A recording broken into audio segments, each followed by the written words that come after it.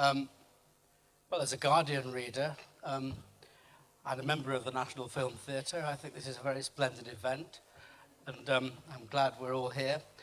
What's really good news is that they've, in the last week or so, they've changed all the seats, and the seats that we've been sitting in since 1961 have finally been consigned to the scrap heap, which I'm very sad about, I have to say, because they were really uncomfortable and terribly nostalgic. I think screenings of films when directors make long speeches are absolutely unacceptable, and so on that basis I have nothing else to say. I hope you enjoy this film, which we all enjoyed making, and I look forward to being here at the end, if there's anybody left in the audience, to answer questions and listen to what you feel about the film. Thank you very much. Have a nice time.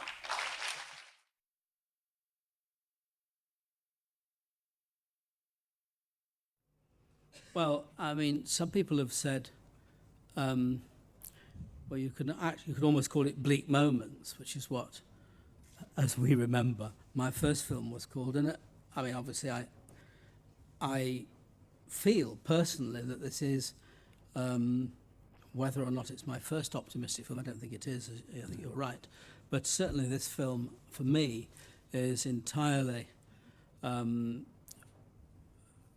about.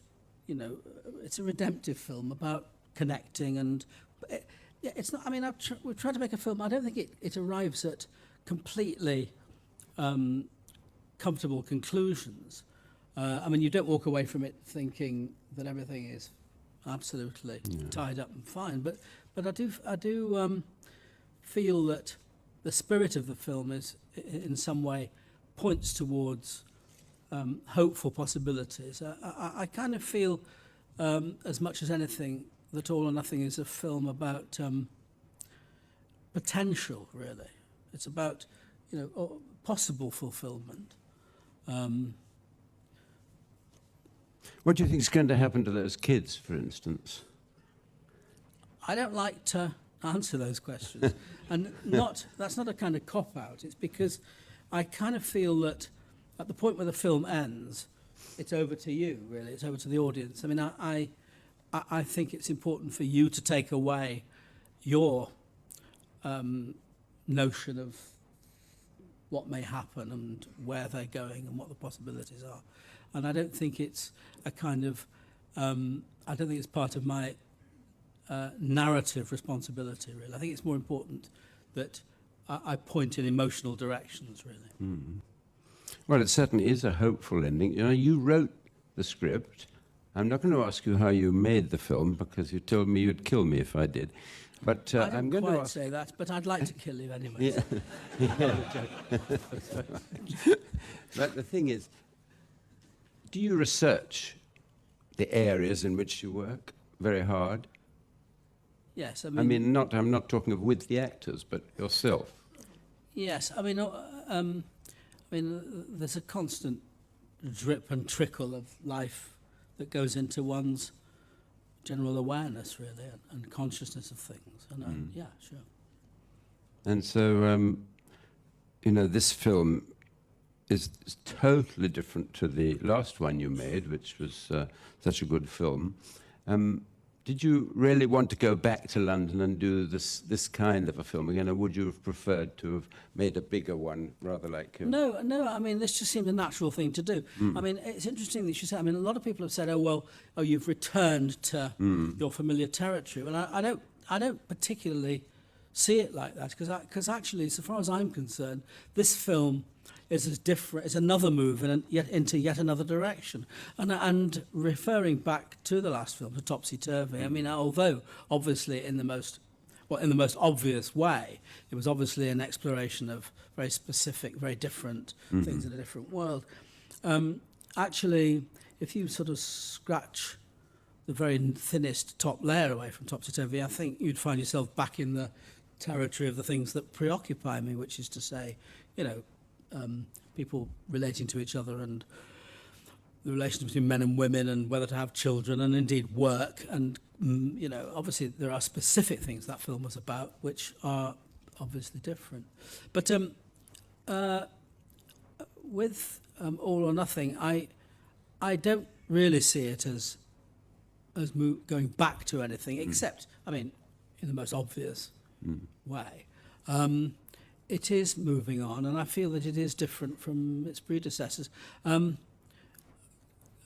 have to say that I don't really personally see it as being a film about London or a film about England or about Britain or about English things. I mean, obviously the territory, the milieu, the landscape is that. But I'm more concerned, really, as I suppose when the chips in, and I guess I always have been, with the emotional landscape, really, and although it may in some way sound pretentious to say so, I guess I think what it's actually about is more universal than just being about here, as such. So I don't really see it as that, really.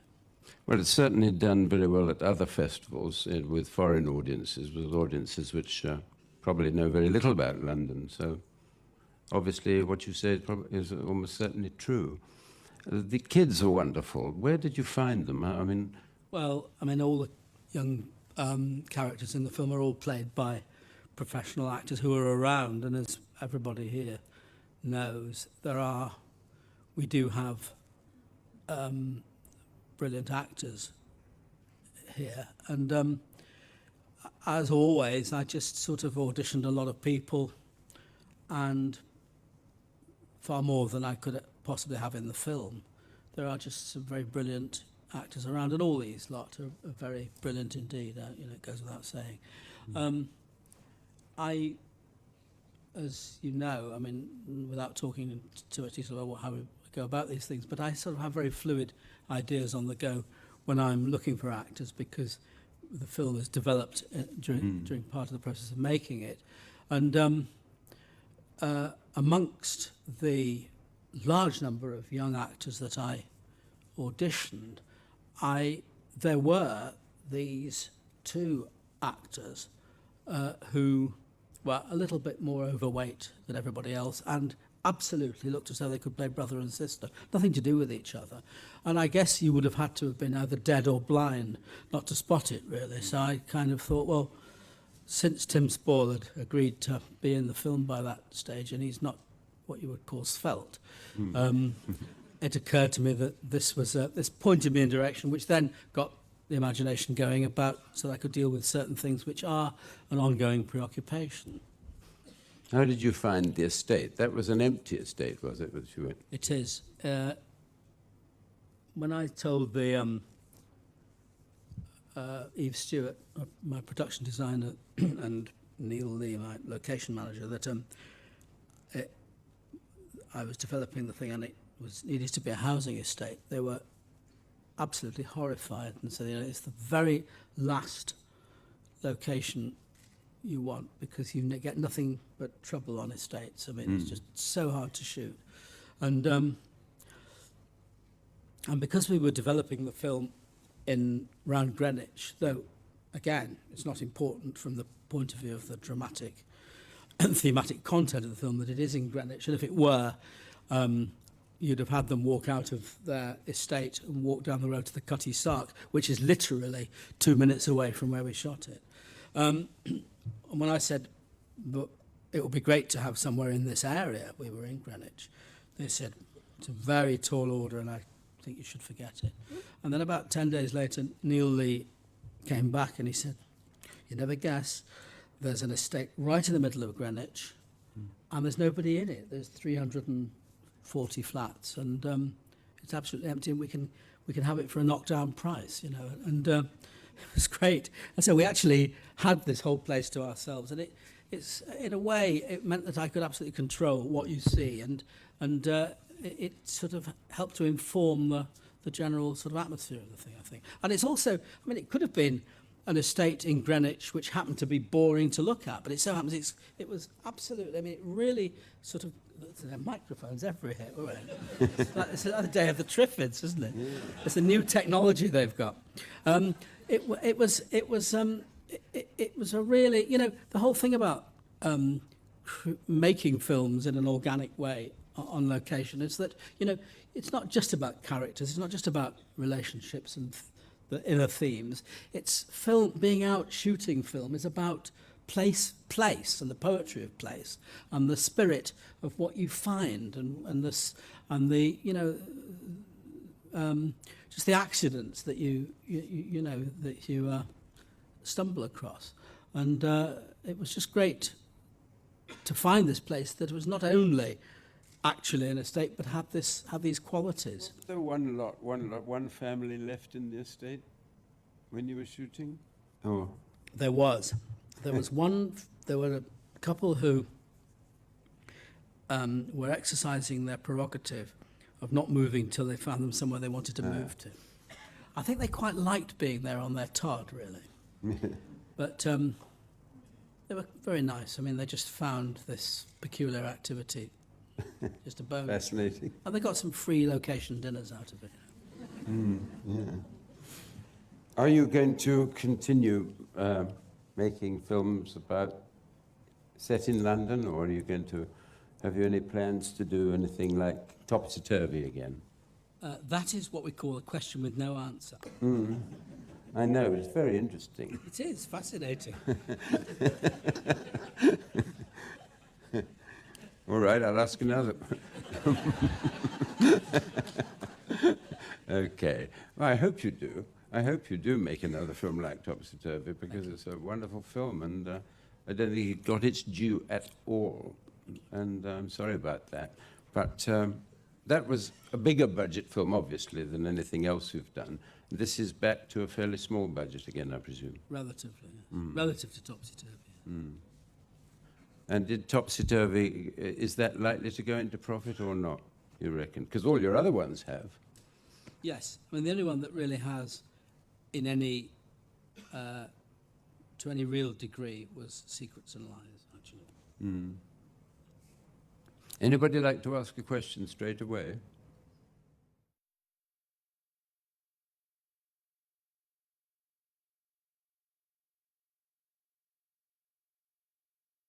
Ruth Sheen, the actress who plays her,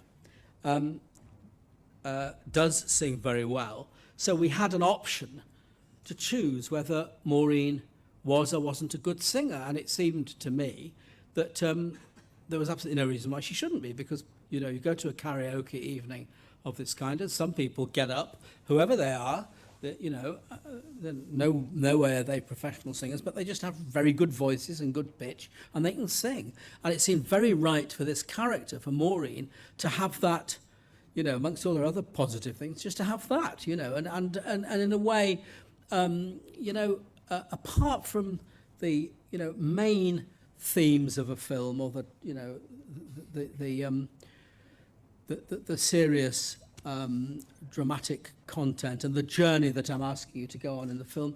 I mean, I think one of the things that's important in any film, or indeed any kind of entertainment, is that the audience should have what I call treats every so often. You know, things which are absolutely commensurate with what's going on and are completely believable, but are nevertheless at the same time in themselves a kind of treat. And it's a sort of treat that at this moment, this woman who you kind of can only like, and she gets up to sing, and you kind of assume that she's probably going to be mediocre, or probably more likely naff, can actually sing, and it's delightful. And why not? Because people do. So just, you know, and then of course it gets interrupted by Carol behaving in the way she does.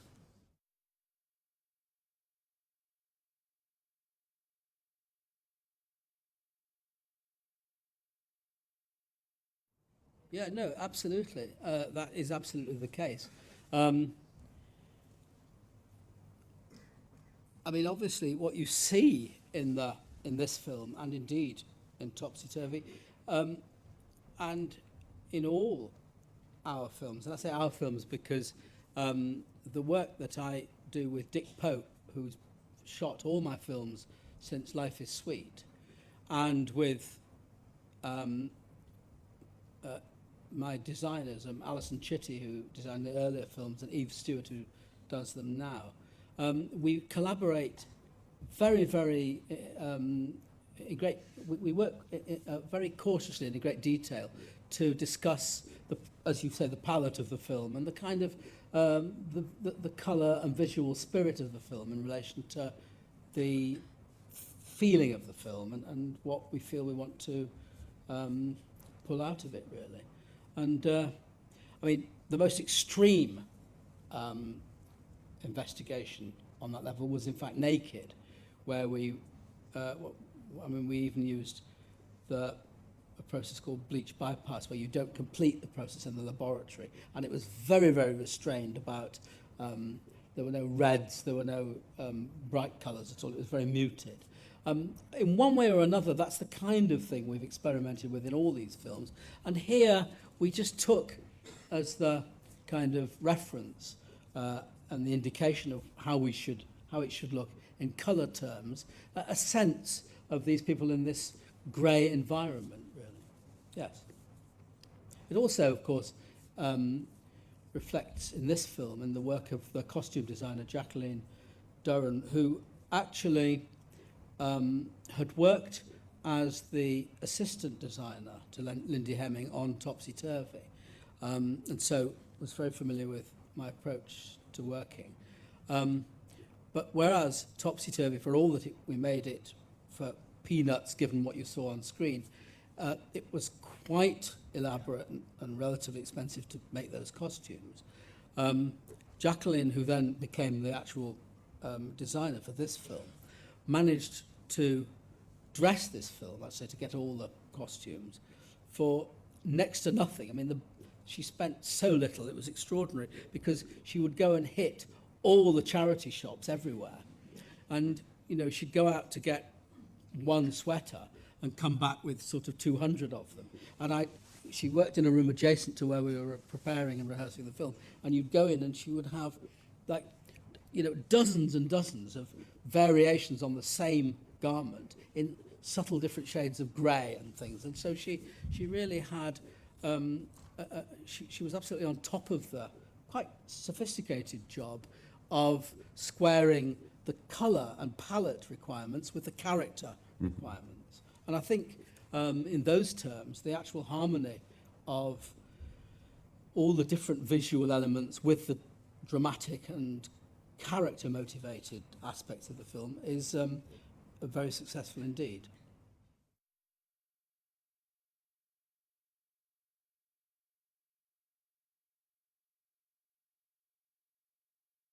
Yeah, this film's an 18. It's an 18 because of the use of the word cunt. And apparently, had that word not been used, as it has been, it would have had a lower rating. It's disappointing that it hasn't got a rating that will allow a younger audience, but I can do nothing other than to accept that that is a reasoning with apparently a certain kind of logic. I mean, I realise that nobody under 18 has ever heard the word cunt, and what more can I say, really? Yeah. Well, Ken Loach had exactly the same problem with Sweet 16, where too many fucks, apparently. Yes. And that was that. I would draw a subtle distinction between fuck and cunt myself, but there you go. I think we should move on to the next question. Yes, well.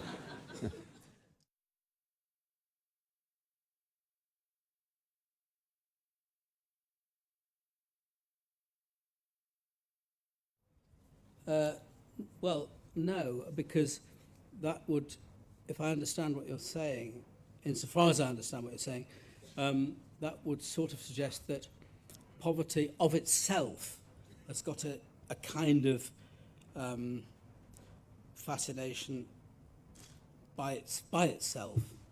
And that, I mean, apart from the fact that I think it's important that a very large proportion of the world in one way or another is poverty-stricken, and therefore it's an important thing to look at.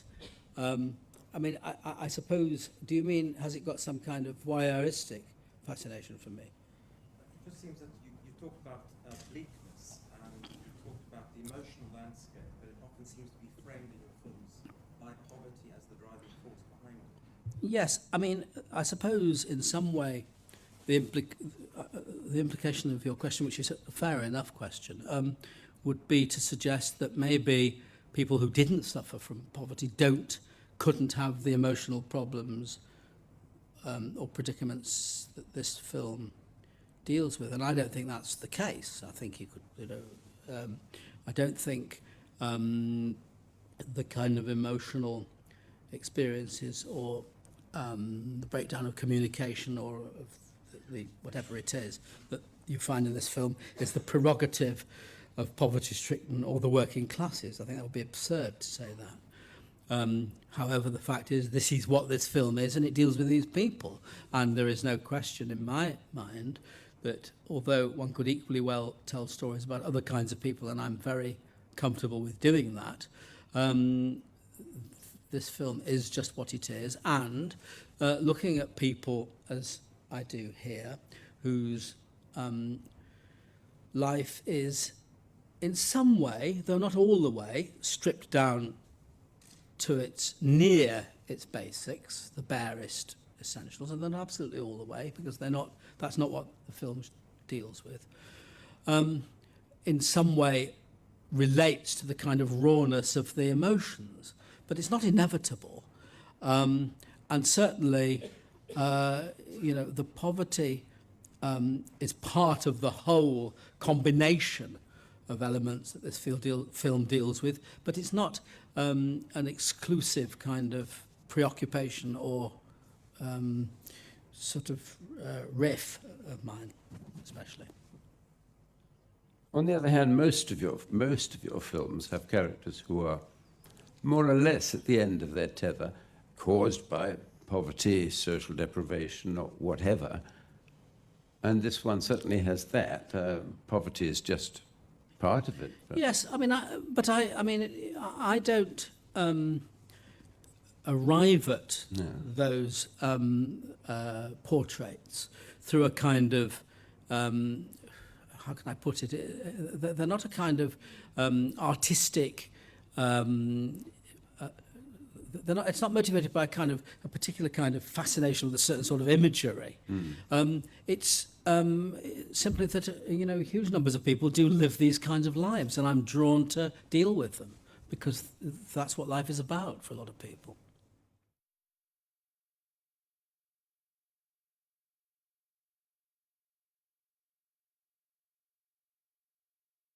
Well, the truth is, as lots of people will know, that in fact what we actually shoot is very precise and very scripted, but it all comes out of improvisation, which we do over a very long preparatory period before we shot. We rehearsed this film for 6 months before we shot it. So it comes out of the kind of organic work that you're talking about, though actually what happens on camera is very precise.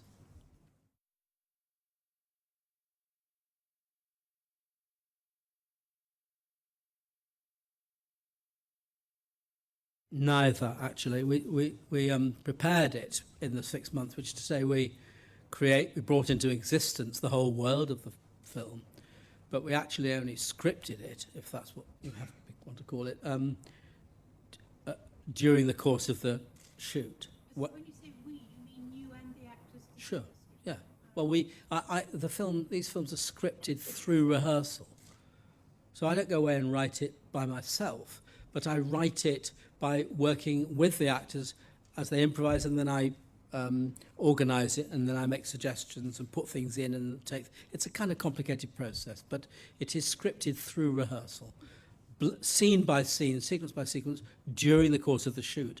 But that's only made possible by having created the whole premise of the film previously, and within that, implicitly in that, the whole network of relationships and everything else.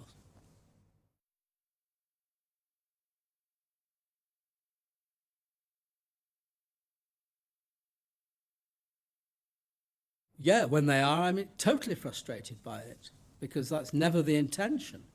I mean, the idea that a film like this, or indeed any film that I've made, should be, dumped in what are regarded as mere art house venues.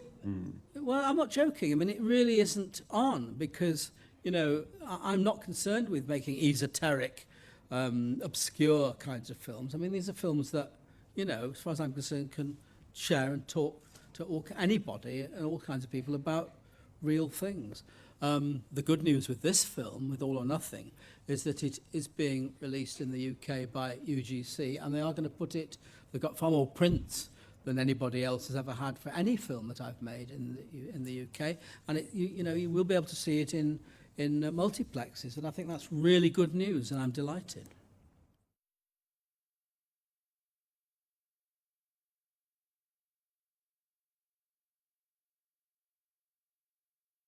I mean, it's not, look, you know, I mean, the journey of making the film is a journey of discovery as to what the film is.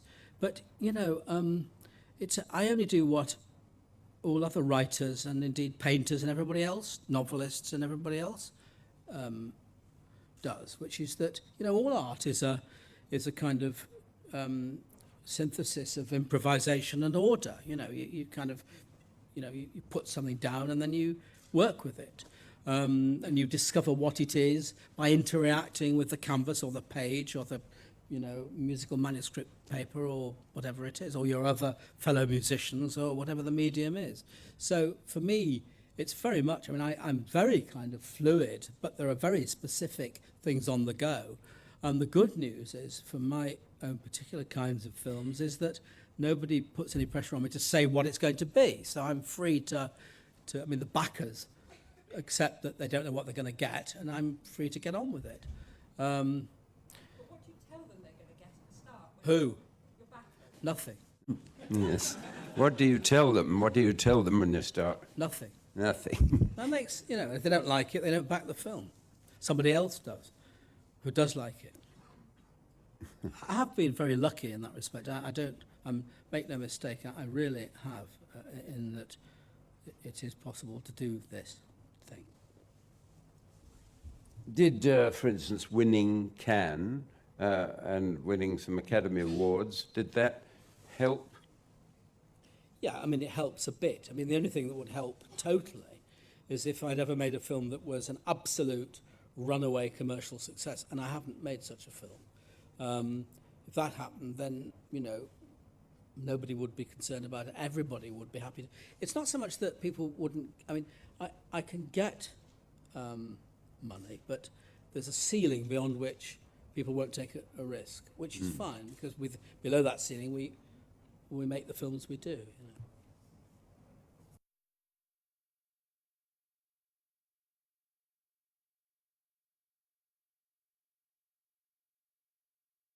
It's not a matter of my opinion. I know it to be the case because I know the kind of people who've already seen this film. And it's always the case that the kind of people that such a film is about, they love it, basically. Hitchcock famously said that a woman who spends all day washing up and doing the housework and the ironing and everything else does not want to go to the cinema in the evening and watch a film about a woman who does the housework and the cleaning and the ironing.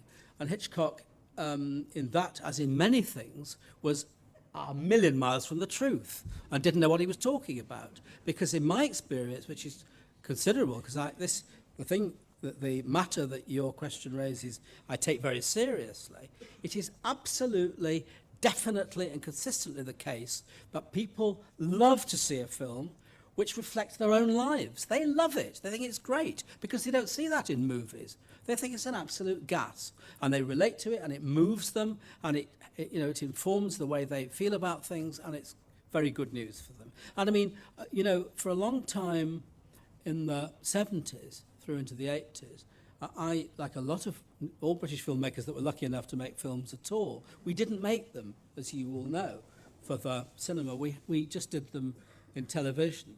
And mostly, we did those films that were called, bizarrely, were called Play for Today, and ran on Monday or Wednesday evenings at 9:25 after the news on BBC One. And they had huge viewing figures, and people really were into them. There were these kinds of films, basically. And people absolutely were up for it, really.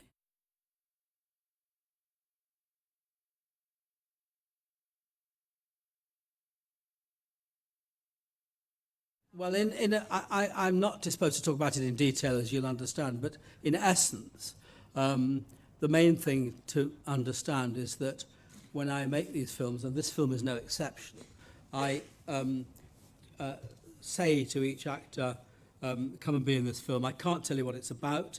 I can't tell you what your character is. We'll invent that as part of the process of doing it. And you will never know any more about what's going on, any more than your character knows. And that makes it possible to do long and elaborate and detailed improvisations that investigate the years and years of people's lives in a completely organic and spontaneous way. And so, with reference to the terms of your question, I don't, in fact, get people together and say, this is a theme, let's all get together and improvise. It's nothing to do with that. It's a much more painstaking and slow process of people just getting to know each other and growing. And really, it's like, it's a way of building up a world like the real world, with all the tensions and things that real life has. And then out of that, eventually, we move into the distilling the precision of the structured film. Would you be happy to do a play or go back to television now, or you feel much happier working for cinema? Well, so far as television is concerned, as you know, really, apart from a couple of studio plays, which a kind of thing that's gone out of fashion anyway now, 5-camera studio plays, all I ever did for telly, like lots of filmmakers, was make films for telly. So far as I was concerned, and indeed still am, regarding all those films, they were films, and the fact that they were shown on telly in a way was a technicality, although obviously making films for the cinema means that you can work to motion picture standards, and it's it's good to work on a big screen and so forth. So in a way, I don't have a feeling about. I don't feel that going back to television means anything as such. And also, television in the 70s, compared with now, I have to say, was a very liberal outlet. I mean, now it's. I mean, friends of mine that attempt to make work for television are up against. You hear terrible stories about the dreadful, neurotic, nervous bureaucracy, because in the 70s there was no real concern about ratings, and it wasn't as commercially motivated by any means as it now is. So in that context, television per se has no attraction for me at all. Theatre is a very different thing. I mean, I as you know, made lots of theatre plays, including Abigail's Party, which is currently revived at Hampstead in a production which I really like, and that is coming into the West End shortly. But very simply, I mean, my feeling about theatre is that although I've derived a lot of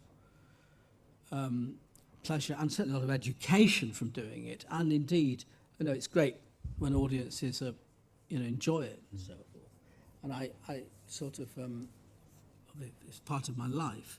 Nevertheless, if I'm honest, I mean, I don't really have the kind of love affair with theatre that I do with film. I mean, film, to me, feels like my natural habitat, really, which theatre actually doesn't, for various reasons. I mean, to some extent, I always find theatre to be... film always seems rather healthily grown up compared with theatre. I mean, there's something rather insular and claustrophobic about people locked away in an airless, lightless, static building. Whereas getting out into real places with people and breathing the air with a whole gang of people of all kinds of skills who come together I just find is rather more enervating. But, I know there are those who think that, quite rightly, that's probably arguing the case beyond its natural boundaries. And it is possible that I will do a play sometime in the next few years. That is a possibility. But you really want to continue in the cinema. But there are pressures in the cinema too, aren't there? The pressures on television are very considerable now. But even you don't escape from the pressures of some kind of pressures in the cinema. Absolutely not, no. And indeed I've talked about, I mean, the fact is, you know, the constraints, as I say, I would love to make films with bigger and broader canvases.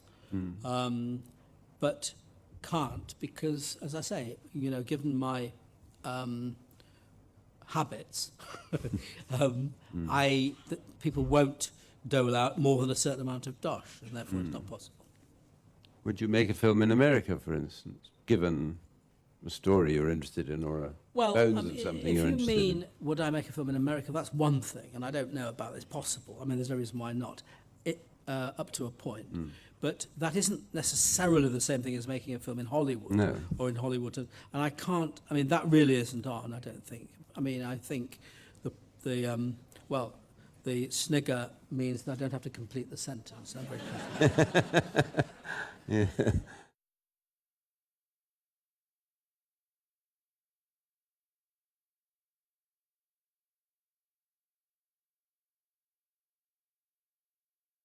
You see, I think High Hopes, High Hopes uniquely amongst my films, has a kind of satirical element in it, which is not what I normally do. I mean, satire is not my natural tendency. And I think two things really. One is that High Hopes contained that in a very specific way. And I think that results in what you're talking about in its portrayal of those characters, those upper middle class characters. I also think that all of my films, up to and including, but not after, Life is Sweet, had broader comic elements in them.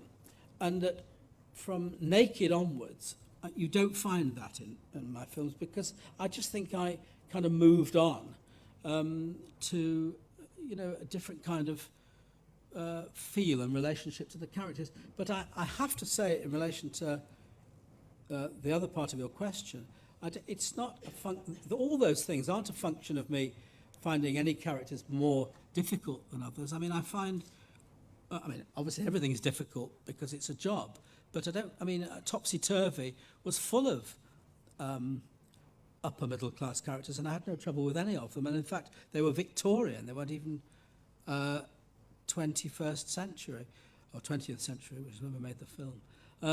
So I don't think that's really a factor. It's more to do with the fact that you may quite legitimately have found yourself at odds with my satirical intentions in that film, or my broader comic style in those earlier films.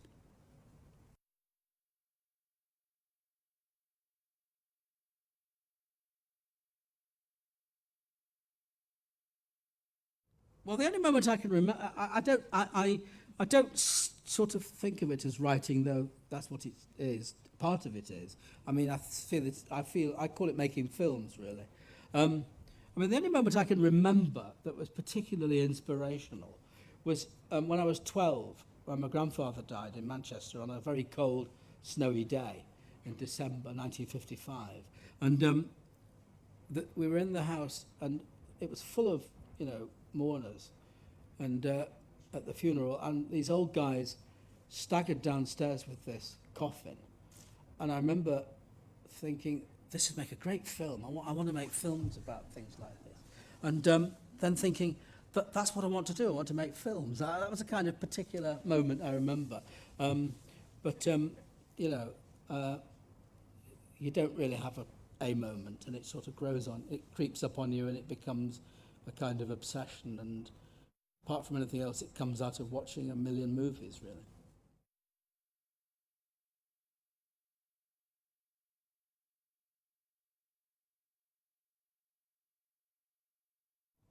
I think all of us that write things and do work in various sense, we're all aware that, you know, there is, I mean, Jean Renoir, you know, famously said that all filmmakers we all just make the same film over and over again. And I mean, the truth is, I know, and I'm always aware, that I return endlessly to recurrent preoccupations, and you're not necessarily aware that you're doing it, and then you think, oh, I've done it again, you know. Here we are in the same old territory. I mean, obviously, for example, if you look at all of my films, you'll find a very undeniable ongoing preoccupation with, you know, pregnancies and, you know, being parents and being children and, you know, whether to have children and not having children and having abortions and all the rest of it. Which comes out of a sort of a life preoccupation, really. So, yeah, I am aware of it, but I think that what I try and do, which again is what I think all of us who do such things try and do, is to not, I mean, I don't worry about that, because I realise that, I mean, that's the sort of work I do, which returns to ongoing preoccupations. But the important thing is to try and make a different sort of film within the genre, and tell a different kind of story within the overall similarities or the overall discipline, and to confront things and tell stories in different ways, and to deal with actually different issues, although underlying themes remain constant.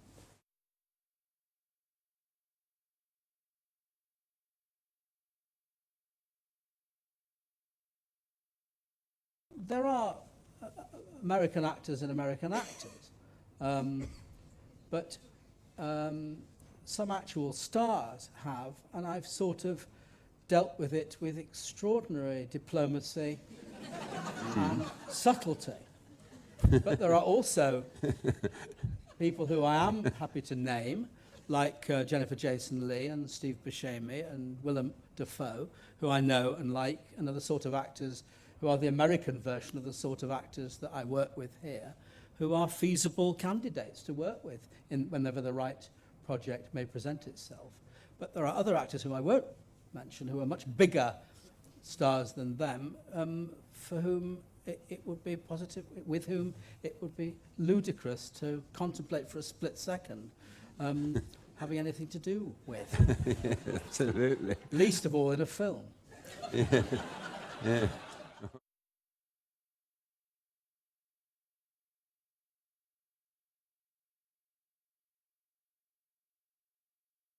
What I like about sitting in screenings of this, and I didn't sit in this screening for various reasons, they wanted me to do some other things during the screening,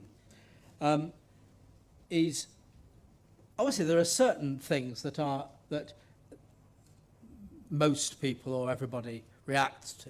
But what I like is how often it can be quite diverse, and that you get different kinds of sorts of reactions, different kind of chemistry goes on. Because I think with this kind of film, I think because of the complexity of what is going on. Sometimes, you know, it's really sort of surprising and shocking when people laugh at things which I never thought were funny. And there are sometimes people laugh uproariously at something which I think is really very sad or tragic. And conversely, you think, hang on, has everybody died? Why didn't anyone laugh at that joke? They usually do. But, I mean, it's in the nature of the thing that, you know, you're going to get, you know, people, I mean, look, it's a personal kind of film, and I can only hope and expect everybody to react to it individually in a personal kind of way. And, hey, that's the name of the game, you know, I accept that, really. Well, thanks very much, Mike, and I really hope you get plenty of audiences in those terrible multiplexes where you're going to. Yes, even though the film will only be shown as an accompaniment to the main activity, which is eating popcorn. Yeah. Thank you very much. Thank you very much.